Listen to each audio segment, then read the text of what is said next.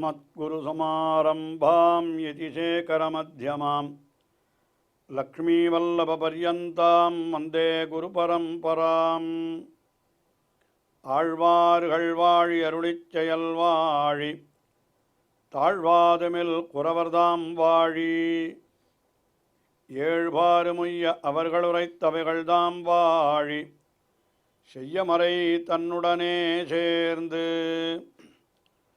அகலகில்லே நிறையுமென் அலர்மேல் மங்கை உரை மார்பா நிகரில் புகழாய் உலகம் உன்னுடையாய் என்னையாழ்வானே நிகரிலமரர் முனிக்கணங்கள் விரும்பும் திருவேங்கடத்தானே புகழொன்னில்லாவடியேன் உன்னடிக்கீழமர்ந்து புகுந்தேனே அகில புவன ஜன்மஸ்தேம பங்காதிலீலே வினத விவிதபூதௌராதரக்ஷைகதீக்ஷே ஸ்ருதிசிரசி விதீப்தே பிரம்மணி ஸ்ரீனிவாசே भवतु मम परस्मिन् शेमुषी भक्तिरूपा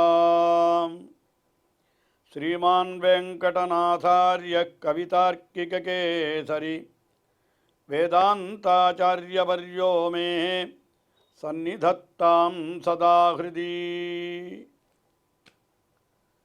வேதாந்தாச்சாரியர் என்று போற்றப்படுகின்ற வேதாந்த தேசிகன் திருவகீந்திரபுரத்திலே எழுந்தருளியுள்ள எம்பெருமான் தேவநாயகனை குறித்து 2 ஸ்தோத்திரங்களை அருளி செய்தார். அதிலே ஒன்று அச்சுத சதகம், மற்றொன்று தேவநாயக பஞ்சாசத் என்பது. அச்சுத சதகம் என்கிற ஸ்தோத்திரம் பிராகிருத பாஷையிலே அருளி செய்யப்பட்டது. அது பிராகிருதம் என்கிறது சம்ஸ்கிருதத்தினுடைய சிதைவு போலே இருக்கிறபடியினாலே அந்த பிராகிருத சொற்களை சம்ஸ்கிருத சொற்களாகவே கொண்டு அது விளக்குவது என்பது பெரியோர்கள் காட்டின வழி. அந்த வழியிலே நாம் இந்த ஸ்தோத்திரத்தை அனுபவித்து வருகிறோம். அதிலே எம்பெருமானுடைய பெருமைகளையெல்லாம் வர்ணித்தவர்.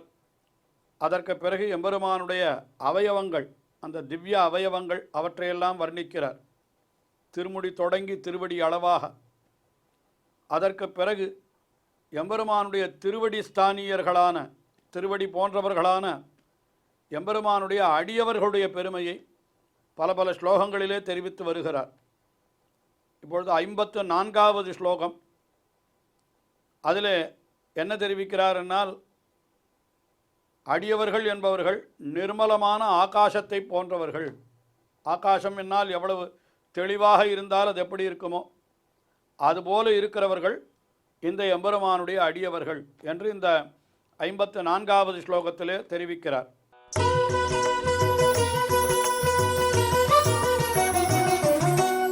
நித்ரிடித துர்மானகனாः நிர்மல குணகடித தாரகா பிராக்பராः பாசமான பக்தி ஜோத்ஸ்னாः நதசத்ய ஸ்புரந்தி நபோ நிபாஸ்தவ பக்தாः. ஹே நதசத்ய, நதசத்ய என்னால் அடியவர்க்கு மெய்யனே என்று அந்த எம்பெருமானை அழைக்கிறார். அது ஆழ்வார் அருளி செய்த திருநாமம் அல்லவா. அடியவர்க்கு மெய்யனாகிய தெய்வநாயகனிடம் மெய்தகு வரைச்சாரல் திருவகீந்திரபுரமே என்று திருமங்கியாழ்வாருடைய அருளி செயல். ஆயினாலே எம்பெருமானை நதசத்யா என்று அழைக்கிறார். நதசத்யா என்னால் அடியவர்களுக்கு அவனை பணிந்தவர்களுக்கு சத்யன் மெய்யன், அடியவர்க்கு மெய்யன் என்று சொன்னார். உன்னுடைய பக்தர்கள் தவ பக்தாக ஸ்புரந்தி, உன்னுடைய பக்தர்கள் இருக்கிறார்களே அவர்களெல்லாம் நன்றாக பிரகாசிக்கின்றனர் என்று சொன்னார். நன்னா பிரகாசிக்கிறார் அடியவர்களெல்லாம். எப்படி போலே பிரகாசிக்கிறார்கள் என்று சொன்னால் அவர்களெல்லாம் நபோனிபாகா. நபோனிபாகா என்றால் என்ன? ஆகாசத்தை போன்றவர்களாய் பிரகாசிக்கிறார்கள். நபஸ் என்றால் ஆகாசம், நபஹா என்றால் ஆகாசம். அதற்கு சமமானவர்கள் நபோனிபாகா. ஆஹா தவ புக்தாக நவோனிபாகா இவ ஸ்புரந்தி, நன்றாக பிரகாசிக்கிறார்கள் என்று சொன்னார். வெறும் ஆகாசத்தை போல பிரகாசிக்கிறார்கள் என்று சொன்னால் போதுமா? அந்த ஆகாசத்திற்கு பல பல சிறப்புகளை சொல்லுகிறார். அது எப்படி இருக்க வேணும் என்னால், ஆகாசம் எப்படி இருந்தால் நன்றாக பிரகாசிக்கும் என்னால், அது மேகங்கள் சூழ்ந்து கொண்டிருந்தால் ஆகாசம் தெரியாது. மேகங்கள் நன்றாக விலகினால்தான் ஆகாசம் தெரியும். அதுபோல இங்கே அடியவர்கள் எப்படி இருக்கிறார்கள்? நித்ருடித துர்மானகனாக. அடியவர்களும் கூட ஆகாசமாக இருக்கிற பொழுது அவளை மறைக்கக்கூடிய மேகம் எது? அவளுடைய பெருமையை மறைக்கக்கூடிய மேகம் எது என்றால் அந்த துர் அகங்காரம், நான் என்கிற அந்த அகங்காரம் இருக்கிறது, அது மேகம் போலே அவர்களுடைய பெருமையை மறைத்து விடும். ஆனால் இந்த ஸ்ரீ வைஷ்ணவர்கள் எப்படிப்பட்டவர்கள்? எம்பெருமானுடைய அடியவர்கள். தவபக்தாக, உன்னுடைய பக்தர்கள். அவர்கள் எப்படிப்பட்டவர்கள்? நித்ருடித துர்மானகனாக, அதாவது அகங்காரம் என்னும் மேகம் எல்லாம் விலகப் பெற்றவர்கள் என்று சொன்னார். அப்போ தானே நன்னாக பிரகாசிக்க முடியும். அதுக்கு மேலே நிர்மல குண. நிர்மல குணம் என்னால் என்ன? நன்றாக எந்த விதமான மாசும் இல்லாத குணங்கள், அது அப்படி இருக்கிறது அவர்களுக்கு. அதுக்கு மேலே அந்த நிர்மல குணங்களெல்லாம் எப்படிப்பட்டுனா நிர்மல குணகட்டித தாரகா பிராக்பராக. ஆகாசத்திலே இந்த மேகங்களெல்லாம் விலகினால் நட்சத்திரங்கள் நன்றாக தெரியும். நட்சத்திரங்கள் தெரியும். அதாவது இரவிலே சில சமயம் கருத்த மேகங்கள் இருப்பது தெரியாது. இப்போ மழை பொழியுமா பொழியாதா என்பதற்காக சில பேர் ஆகாசத்தை பார்ப்பார்கள். இந்த பழைய காலத்தில் சொல்லுகிறேன், ஆகாசத்தை பார்த்தா நட்சத்திர கூட்டங்கள் தெரிந்தால் மழை பொழியாதுன்னு சொல்லிடுவார். ஏன்னா நட்சத்திர கூட்டங்கள் மேகம் இருந்தால் தெரியாது. அப்போ மேகம் மறைத்து கொண்டிருந்தால் தான் நட்சத்திர கூட்டங்கள் தெரியாமல் போகும். எப்போ நட்சத்திர கூட்டங்கள் தெளிவாக தெரிகிறதோ அப்பொழுது மேகமில்லை, மேகமில்லை என்னால் மழை இல்லை என்று இப்படி ஒரு முடிவுக்கு வருவார்கள். அதுதான் இங்கேயும் கொள்ள வேண்டும். என்ன சொல்லுகிறார் அவர்? அந்த அவளுடைய கல்யாண குணங்களாகிற நட்சத்திர கூட்டங்கள் நன்றாக பிரகாசிக்கின்றன. எப்பொழுது? நித்ருடித துர்மானகனாக. அவளுடைய அந்த அகங்காரம் என்கிற அந்த மேகமானது விலகிவிட்டால் நட்சத்திர கூட்டம் நன்றாக தெரிகிறது. அது பாசமானா, நன்றாக விளங்குகின்ற பக்தி ஜோத்ஸ்னாக, பக்தி என்கிற நிலவை உடையவர்களாக இருக்கிறார்கள். நிலவு ஆகாசத்திலே எப்பொழுது தெரியும்? மேகத்தாலே மறைக்கப்பட்டால் தெரியாது. நட்சத்திரங்கள் எப்படி தெரியாதோ அதுபோல சந்திரனும் கூட மேகத்தாலே மறைக்கப்பட்டால் தெரியாது. அவர்கள் அகங்காரம் என்கிற அந்த துர்குணத்தை ஒழித்து விட்டார்களானால் நட்சத்திர கூட்டங்கள் போல இருக்கக்கூடிய அவர்களுடைய குணங்களும் நன்றாக பிரகாசிக்கிறது. அதுக்கு மேலே அவர்கள் அந்த நிலவு போன்ற அவர்களுடைய பக்தியும் வெளிப்படுகிறது என்கிறார். பாசமான பக்தி ஜோத்ஸ்னாக. அப்படிப்பட்ட ஸ்ரீ வைஷ்ணவர்கள் எப்படி விளங்குகிறார்கள்? நபோ நிபாக, ஆகாசம் போலே விளங்குகிறார்கள். தவ பக்தாக ஸ்புரந்தி என்று சொல்லுகிறார்கள். அதாவது ஆகாசம் போலே பக்தர்கள் நன்றாக தெள்ளத் தெளிவாய் இருக்கிறார்கள். அகங்காரம் நீங்க பெற்றவர்களாய், அகங்காரம் நீங்க பெற்றபடியினாலே அவர்களுடைய நல்ல குணங்கள் எல்லாம் நன்றாக பிரகாசிக்கின்றனவாய், அதற்கு மேலே அவர்களுடைய பக்தியும் நன்றாக வெளிப்படுகின்றனவாய் அப்படி இருக்கிறார்கள். ஆக ஆகாசத்தில் இருக்கக்கூடிய நட்சத்திரங்களைப் போலே அவர்களுடைய குணங்கள், அவர்களுடைய அதாவது அந்த சந்திரனை போலே அவர்களுடைய பக்தி, இதெல்லாம் அகங்காரத்தாலே மறைக்கப்பட்டு விடும். ஆனால் இவர்களுக்கு அதெல்லாம் கிடையாது என்று இப்படியாக அவர்களுடைய பெருமையை இந்த 54வது ஸ்லோகத்திலே தெரிவித்தார். அதற்கு அடுத்தபடியாக 55வது ஸ்லோகத்திலே அவர்கள் என்ன தெரிவிக்கிறார் என்றால், எம்பெருமானுடைய அடியவர்கள் என்பவர்கள் அவர்கள் யமலோகத்திற்கு போக வேண்டிய அவசியமே இல்லை. என பாவம் பண்ணினவர்களெல்லாம் அந்த பாபத்தினுடைய பலனை அனுபவிப்பதற்காக யமலோகம் புகுகிறார்கள் அல்லவா. ஆனால் இவர்களுக்கு அந்த யமலோகத்திற்கு செல்ல வேண்டிய அவசியமே இல்லை. ஏனென்றால் அவர்களுடைய பாபங்களையெல்லாம் எம்பெருமான் மன்னித்து விடுகிறான் அல்லவா என்று அது போன்ற ஒரு கருத்தை 55வது ஸ்லோகத்திலே தெரிவிக்கிறார்.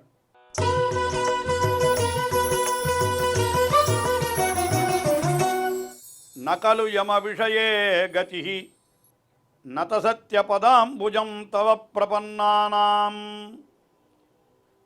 கலிதானாமபி யதா யோக்யம் சிக்ஷா சுத்தாந்த கிங்கராணாமிவ லக்வி.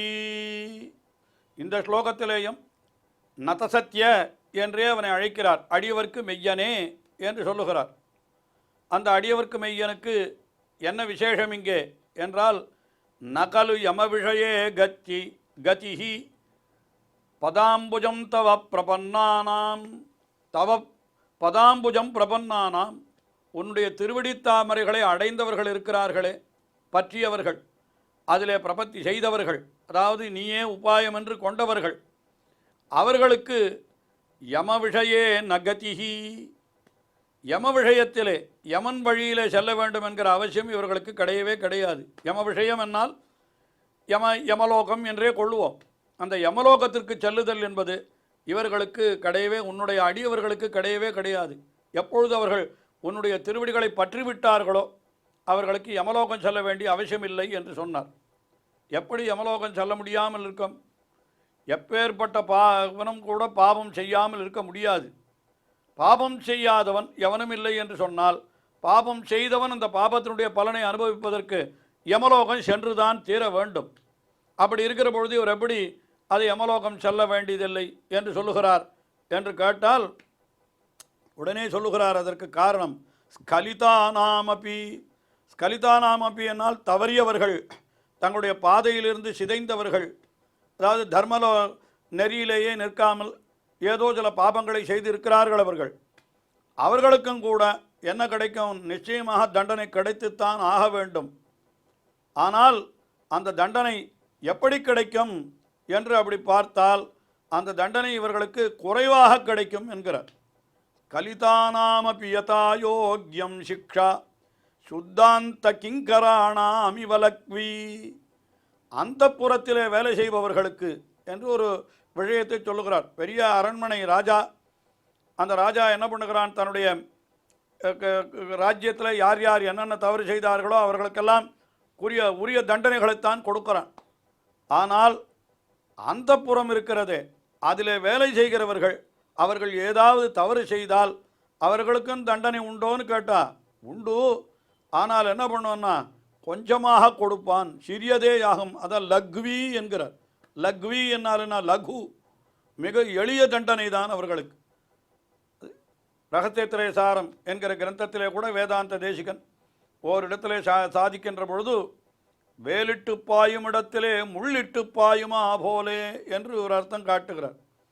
அதாவது என்ன, ஒரு பாபத்தை பண்ணியிருக்கிறான் பிரபன்னன், அவனுக்கு அந்த பாபத்திற்கு என்ன தண்டனை? வேலை கொண்டு அவனை குத்த வேண்டும் என்று சொன்னால் சரி, இவன் பிரபன்னனாகிவிட்டான். அதாவது தன்னையே உபாயமாக கொண்டு தன்னுடைய திருவடிகளிலே அடைக்கலம் புகுந்து விட்டான்.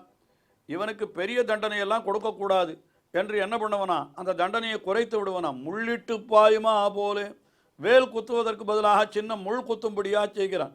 ஏதோ கொஞ்சம் தண்டனை, லகு தண்டனைன்னு பேர் அதற்கு. பெரிய தண்டனை கொடுக்காமல் மிகச்சிறிய தண்டனை கொடுப்பது என்று ஒன்று உண்டு. அதுவும் கூட அரசர்களுக்கு மிக நெருங்கினவர்கள் இருந்தால் அவர்களுக்கு பெரிய தண்டனை அல்லாமல் சிறிய தண்டனை கொடுப்பது என்றது ஒன்று உண்டு அல்லவா? அதைத்தான் இங்கே சொல்கிறார். அதெல்லாம் அந்த ராஜாக்களுக்கு உண்டான அதிகாரம். அது இப்பொழுது கூட சில நாடுகளிலே சொல்கிறார்கள், எவ்வளவு பெரிய தப்பு செய்திருந்தாலும் அவனை மன்னிக்கக்கூடிய அதிகாரம் அந்த நாட்டினுடைய அந்த தலைவருக்கு உண்டு என்று வைத்து என்ன பண்ணுகிறார்கள்? தன்னுடைய மகனே தவறு செய்தான் என்றாலும் அவனை மன்னித்து விடுகிறார்கள். மன்னிக்கிற அதிகாரம் அவனுக்கு உண்டு என்று அந்த அவர்களுடைய சட்டம் அப்படி இருக்கிறது. எல்லாம் நம்முடைய தேசத்திலேயும் அப்படிப்பட்ட சட்டம் இருக்கிறது. எவ்வளவு தவறு செய்தாலும் அவர்களை மன்னிக்கிற அதிகாரம் அந்த உயர்ந்த பதவியில் இருக்கக்கூடிய ஜனாதிபதி என்று சொல்லுகிறோமே அவருக்கோ, அல்லது அவருடைய பிரதிநிதியாக இருக்கக்கூடிய ஆளுநர், கவர்னர் என்று சொல்லுகிறோமே அவருக்கோ சில அதிகாரங்கள் உண்டு. சில பேர் மன்னிப்பதற்கு அதிகாரம் உண்டு என்று இன்றைக்கும் கூட சட்டத்திலே இருக்கிறது. இவர்களுக்கே இந்த அதிகாரம் இருந்தால் சர்வேஸ்வரனுக்கு, பகவானுக்கு அந்த அதிகாரம் இல்லாமலா போகும்? அதனால் அவன் என்ன பண்ணுகிறான்? தன்னை பற்றியவர்களுக்கு அவன் தண்டனைகளை மிக குறைத்து கொடுக்கிறானாம். அதை தான் சொல்லுகிறார். ஸ்கலிதானாமபி யதா யோக்யம். அவர்களுக்கும் கூட அவரவர்களுக்கு தகுந்தபடி என்ன பண்ணுகிறான் என்னால் சிக்ஷா லக்வி, அந்த தண்டனையானது மிகவும் சிறியதாக இருக்கும். அது எப்படி போலேனா சுத்தாந்த கிங்கராணாம் இவ, அந்த புறத்திலே வேலை செய்பவர்களுக்கு தண்டனை குறைவாயிருப்பது போல. ஏன்னா அந்த புறம் என்கிறது யாருடைய இடம்? அது மகாராணியினுடைய இடம், ராஜா அவனுடைய பத்தினியினுடைய இடம். பத்தினிக்கு வேண்டியவர்களுக்கு அவன் பெரிய தண்டனையை கொடுத்து விட்டு ராஜா பிழைக்க முடியுமா? அதனால் என்ன பண்ணுவான்? தன்னுடைய மனைவிக்கு வேண்டியவர்கள் என்கிறபடினாலே அவர்களுக்கு தண்டனையை குறைத்து கொடுப்பான். அதுபோல் நாம் எல்லோரும் அந்த பிராட்டிக்கு வேண்டியவர்கள் என்கிறபடினாலே எம்பெருமானுடைய அடியவர்களான நமக்கும் கூட எம்பெருமான் என்ன பண்ணுவான்? தண்டனையை குறைத்துத்தான் கொடுப்பான் என்கிற கருத்தை இந்த ஸ்லோகத்தில் எம்பெருமானை சரணமடைந்தவர்களுக்கு அவன் தண்டனையை குறைத்து கொடுக்கிறான்.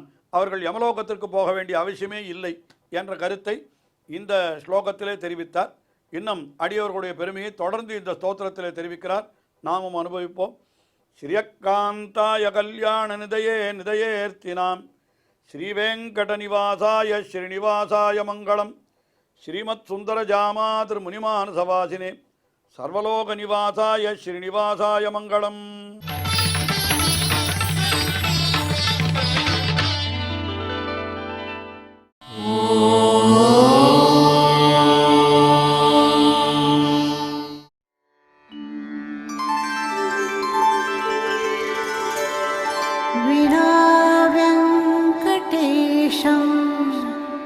ननाथो ननाथः सदा वेङ्कटेशं स्मरामि स्मरामि. हरे वेङ्कटेश प्रसीद प्रसीद. प्रियं वेङ्कटेश प्रयच्छ प्रयच्छ.